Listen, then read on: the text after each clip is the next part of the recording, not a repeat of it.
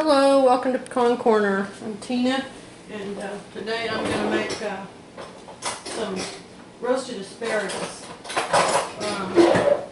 We have our own asparagus this year. I planted it several years ago, and this is the first time that it's been nice and fat. To figure out where to break the asparagus off, the stems where it's cut are usually kind of tough. They've got stringy and all, but you can just break them off. You'll find a natural break point. Some places, see, this one was stringy really far up, but you'll see some that'll break farther down. So you can all you have to do is see that one just snapped off really nicely there. I have found that if I miss it and let them grow tall, I can still, as long as they haven't opened up, if they've still got this end on them, I can still find a place to break them off, which helps, because until now I was bad about missing them before this year, and then they'd be overgrown before I find them. See how this one is? This one is, there we go. Yeah, it's going to be kind of short. We're going to roast these. We're going to rub them with a little olive oil and a little salt, and just roast them when I make some pork steaks in the oven, and they will get, the little tips will get all crispy. Oh, they're delicious. Now, Paul told me the other day I don't have to throw away these excess, all of them. Some parts will need to be, but not all of it.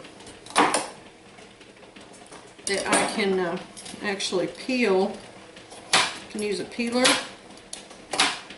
peel it off like that, or just take your knife and peel them. Get the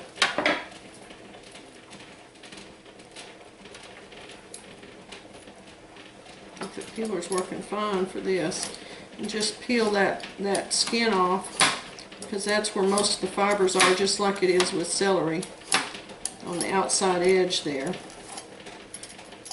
So I don't have to waste this, although, you know, asparagus is on sale right now. It's in season. If you haven't planted an asparagus patch, it sounds like a lot of work, but the way I did mine is we planted it. We dug a trench and we planted it, and then Paul got sick, and then we had a drought, and so it just got left unattended for all this time, for years, and it grew fine. So I'd say put your your crowns out somewhere along in a back fence, somewhere out of the way where you don't have to mess with them, and fertilize them. But otherwise, just kind of they may thrive just fine if you just ignore them, and you don't have to necessarily fiddle with them and weed them and everything. Just let them go, because it takes 3 years before you can eat on them anyway. And so the deal is to get them to stay alive and to keep sending up shoots. Well, they send up their shoots in the early spring before anything else is much blooming. So, and then after that, they need to grow their fronds, so they'll grow taller than anything else around them. You know, so I think as long as you fertilize, a lot of times fertilizer will eliminate the weeds, and they'll come up through grass. They have been at our house anyway. So that's my suggestion. I ought to run out there and show you guys my patch, if I can get out there without the dogs barking at me, the neighbor's dog. It's in the alley. When I planted it in the alley, there wasn't anybody living back there, and now there is. And so it's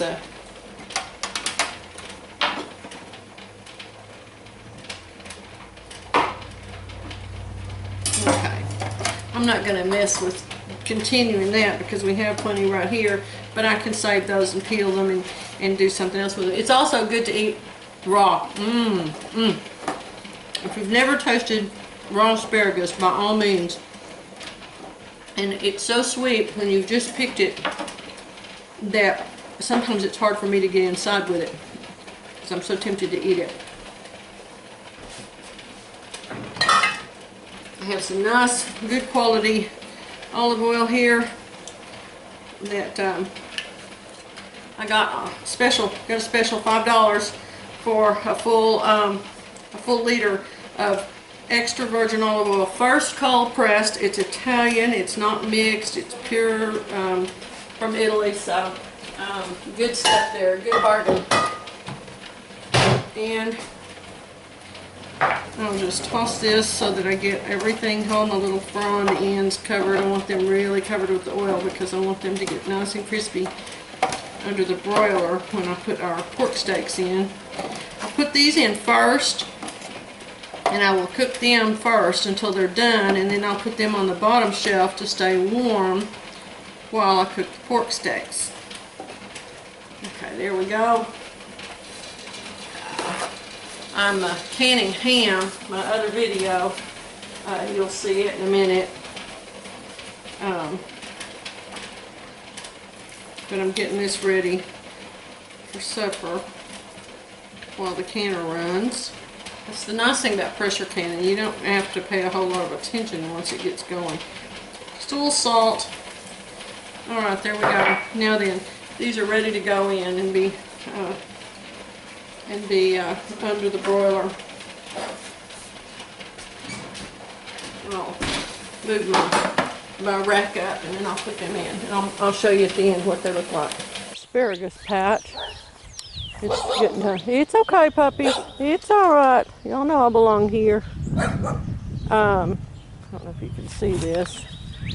A lot of the, see there's where there's a small thin one. There's one that was nice and big. This one's actually big enough to pick. And if I'm going to pick it, it's not too big yet. See, it still hasn't separated. So I'm actually going to break it off wherever it will break easily. There we go. And this'll, you can see those. The other shoots will come up. Hush, hush. I have a bunch more on down the fence row there.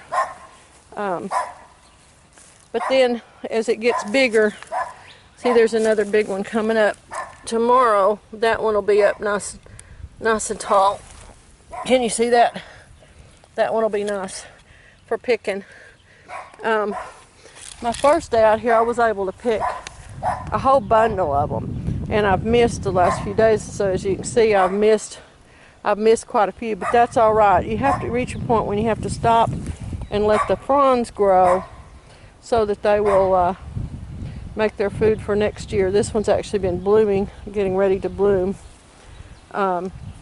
This one is a little bit too big to pick. I could still pick it if we were hungry, but I'm going to let it go ahead and grow up. And so this is, as you can see, all I do is mow up to this point, and so the grass will grow up around it. But it continues to grow. It continues to shoot up. I don't cut these down until the end of the summer. These fronds, you want it somewhere where you can let those fronds grow, because that's how it builds the food for next year. This is it's a perennial plant. There's not a lot of food comes out of it, but it comes in the spring when nothing else has come up yet. It doesn't need a lot of attention once you get it in the ground, and then all you do is harvest it. So it's a nice vegetable if you've got space to have a big enough bunch of it. You really need to plant quite a bit of it so that you have enough to enjoy eating and to share. I really need to plant some more because I have a lot of empty space where it died out during the drought. But Anyway, so asparagus is a good perennial vegetable to have. Okay, after about 10 minutes under the broiler,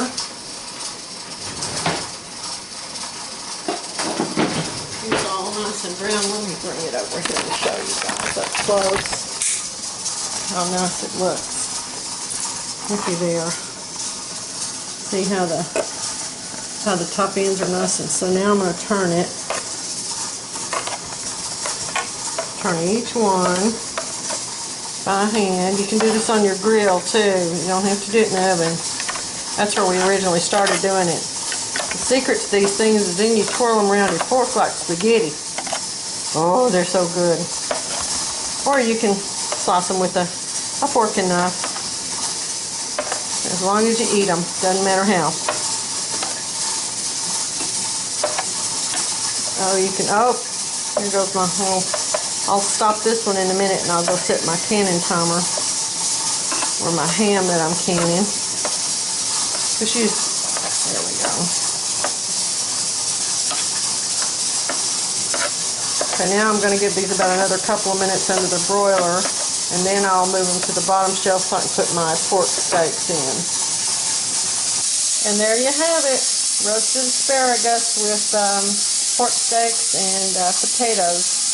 Roasted asparagus is delicious with everything we've ever had it with. So I hope that you'll be able to try this out, and if you like it, please give us a thumbs up. Enjoy. Thanks.